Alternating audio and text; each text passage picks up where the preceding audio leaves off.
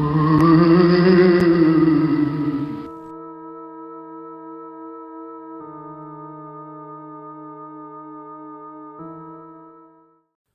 hello there, ladies and gentlemen. It's Kid Bombing here. I am fully expecting you to come here and join me on another spooky Halloween themed video. I'm glad you'll realise you're finally here for another horror fiction stories on this spooky season. So, do you know about any ghost stories at all during the Halloween seasons every year? Well, therefore, I'll show a book I've got. You haven't heard of it yet. So, first of all, I've got Ghost Stadium by Tom Palmer. He was a British author. He does like horror, thrillers and Halloween books. I think this book is perfect for the reason is how it has dyslexia. That's a really interesting story. I'll go read to you in a moment. So, are you living mortals? Are you sure you're here to join me for the most spookiest story you ever heard? Okay, so this book is going to be easy for me to read to you. So, sit back and don't get scared and enjoy. 3 Year 9 boys walked out of the gates of their high school. They kept a fast pace, marching each other step for step. Lucas, Jack and Evan had something to do, something exciting, something risky, and they wanted to get started as soon as possible. The rest of the kids were in less of a hurry to leave school than Lucas, Evan and Jack. In fact, today was the only day in the year that many of them would hang around the car park and the sports field instead of rushing off. They chatted, they laughed, they signed each other's shirts. It was the last day of the school year, summer. Jack looked up at Lucas as they passed the crowds at the gate. "Is your mum going to be in?" he asked. "No," Lucas said. "I told you." She flew out to Tenerife with her boyfriend before I left for school this morning. Ivan smiled and ran his hand through short dark hair. "So nobody will know we're not at your house tonight?" he asked. "Nobody," Lucas said. "And did you find your dad's old camping gear?" Elvin asked. Lucas nodded. "I did." "So we on?" Jack asked. "We on," Lucas smiled. "We take a tent and 3 sleeping bags. We pick up some food from a supermarket. Then we go in." Evan shook his head. "I can't believe we are actually going to do this," he said.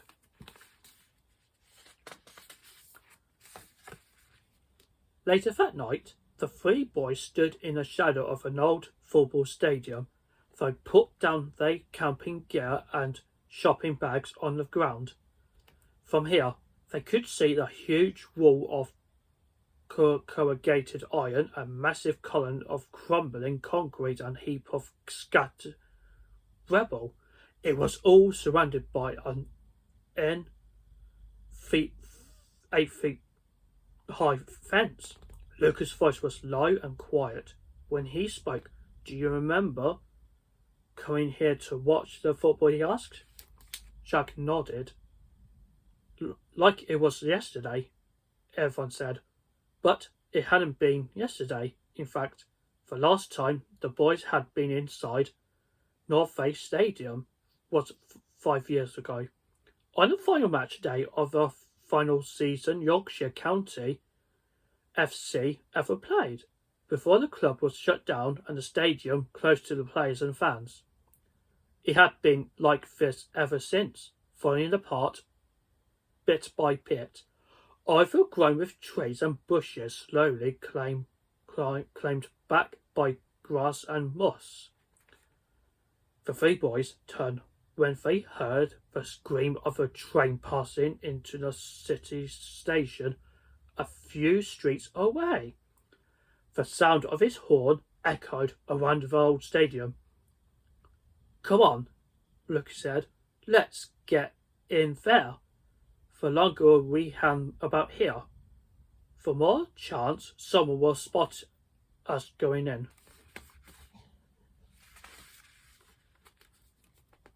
The boys used a long piece of iron to lower one of the sections of the fence out from its base. They worked as a team in silence, but Lucas' mind wasn't quiet. In his memory, he played back all the times he came here with his dad to watch the Yorkshire County FC. He remembered the day his favourite football team had closed their doors for the last time. The fans had been told the stadium will be demolished in 2 weeks' time to make way for the supermarket. And then Lucas' favourite player, Tommy Bird, had been found dead in the stadium. No one knew what had happened. Lucas kept his memories to himself as they replaced the fence panel to look as if had not been touched. They moved with a care so as not to make any noise, even though they knew they were alone. Then Lucas led Evan and Jack towards the old turnstiles. What they saw was a great disappointment to them. Every turnstile entrance was sealed off with a huge sheet of iron bolted from inside, just like as some of the old pads and shops in the city that had been closed down. It was impossible to get in. "So, what are we going to do now?" Jack asked. After 20 minutes of scouting the area, the lads had worked out that there was only one way to get in. There was no way could climb the walls. It was impossible to break down the doors, and they didn't want to smash any windows. None of those was an option. But there was one thing they could try. The legs of the old footlights straddled the corner of the stadium, half inside the walls, half out. They could climb up one of these, then come back down on the other side. It looked dangerous, and it was, but it was the only way of getting in without doing any damage. The only way that didn't feel too wrong. Lucas went first. He had done climbing with the scouts, and he knew the way to do it. He knew you always have 3 of your limbs in a secure position. Then you move the other one. That's the idea. He concentrated hard as he began to climb. Jack and Evan watched in silence. They were afraid that if I spoke to Lucas, it would break a spell and Lucas would fall. Why are we doing this?" Jack whispered, as Lucas nearly slipped and fell. He was at least 2 meters above them now. "Shut up," Ivan muttered. "It'd be okay." After a minute, Lucas was higher than the wall. At last, he had a view of the inside of North Face Stadium. He was amazed at what he saw. "It's still there," Lucas shouted down to the others. "The pitch, and all the stands, I mean. It's a mess. but most things are in the same place. It was an amazing sight. A football stadium that had been shut off for the 5 years. Nothing had changed. Apart from what nature had done, Lucas shifted his attention back to his climb. Now he could see there was a fixed ladder that reached from a pitch side to a light at the top. "There's a ladder there, here," he told the others. "Once you are up and over, it's easy." Lucas climbed down the floodlight on the ladder, taking care his feet didn't slip on the thin metal rungs. When he was down on the far side, he called to the others, "I'm in. Are you still there?" Two voices called back, "Yes." Lucas could sense fear in both the voices. What they were doing was dangerous, and if it went wrong, stupid. So he was all the move, determined that nothing would go wrong, and the best way to make sure of that was to get on with it. "Jack, you come next," Lucas shouted. "Just take your time as you climb, then edge the cross. And I can direct you once I can see you." "Okay," he heard Jack call. "Throw the gear over first, okay?" Lucas added. There were a few scuffles and bangs, and then the tent bag came over. It caught on the grass on the top of a breeze block wall, then tumbled over to the land and at Jack Lucas' feet. Next came the 3 sleeping bags. "We'll carry the rucksacks on their backs." Elvon called over. "The food's in those. We don't want to ruin it." "Good plan," Lucas agreed. As Jack began his climb, the wall blocked him from Lucas' view. But then Lucas saw his hands appear above the wall. Then his white t-shirt, then his legs. Jack was looking down at first, but then he raised his head and Lucas could see his face.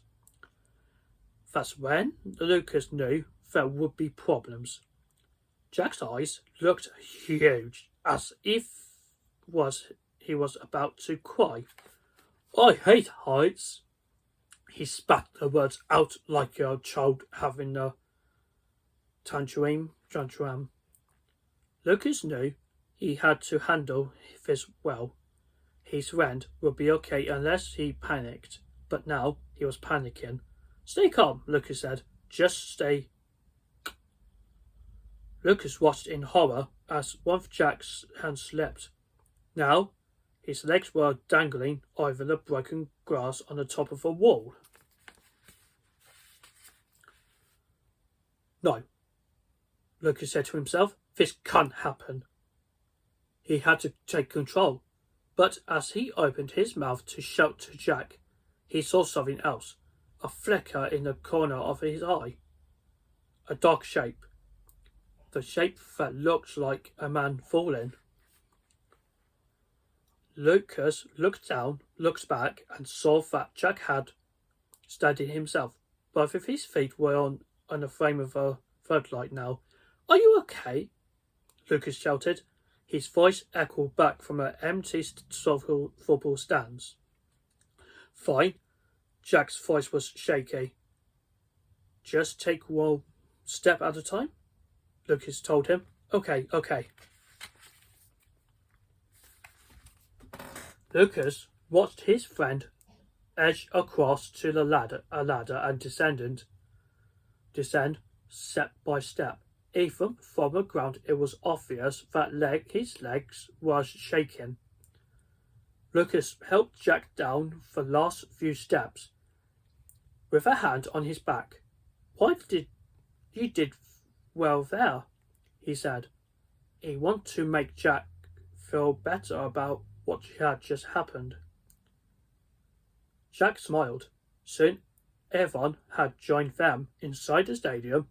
The 3 boys stood and gazed at the wasteland of trees and bushes that now grew on what it had once been a Premier League football pitch. Pieces of iron swung down from 4 empty stands. Lucas' mind kept going back to the black shape had seen falling. He wished he could work out what it had been. He could only think that it had been a bird, like a Swiss or a swallow, possibly a bat or a larger bird. Maybe it had been something falling off the top of one of the stands, a small piece of metal, rusted and torn. But it had seemed bigger than that, much bigger. Things must fall off the stadium all the time, he thought. In the night, during the day, 1,000 pieces of an old stadium must have come down in the last 5 years, maybe more. It had to be something like that. There was no way it could have been what Lucas really thought it had seen. This is unreal. Alphonse's voice broke the silence and Lucas' train of thought. It was unreal, very unreal. Nature had been allowed to take over the football pitch. The stands, the stone, the metal, the plants and rain had almost returned to the wilderness. It had been a sunny day, but in the evening, heat and light had not made it into the stadium. The high walls made a shadow that would last till morning. There was no way for light to get in. The tent pegs jiggled on the ground as Lucas began to pull the tent out of his bag. He wanted to get things set up straight away. Then they could explore. I don't like it here, Jack said all of a sudden. Lucas was angry. That was no way to start an adventure. We are just a bit shocked. Avon comforted him. You nearly fell. Lucas ignored them both. Where shall we pitch the tent? He asked. I have to be here, Avon said. It's the only place that's really flat. Ivan was right. The rest of the pitch was a forest of long grass and bushes and small trees. There was just one flat area under the floodlight. Happy here, Jack? Lucas asked. He was aware of Jack's looking at the wall. He had just climbed, as if he was thinking about leaving. Jack nodded. Suppose so, he said. How do we get out tomorrow morning?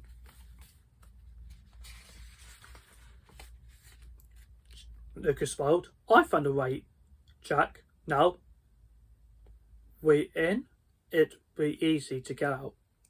There'll be a door that opens from inside, I promise. Jack frowned, but said okay.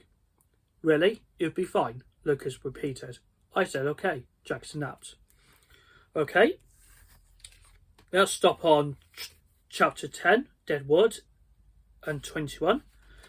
So, I hope you feel interested about the story of a ghost stadium when the 3 boys, Lucas, Alvin and Jack, had been investigated on most old football stadium, which is turned out to be a ghost stadium.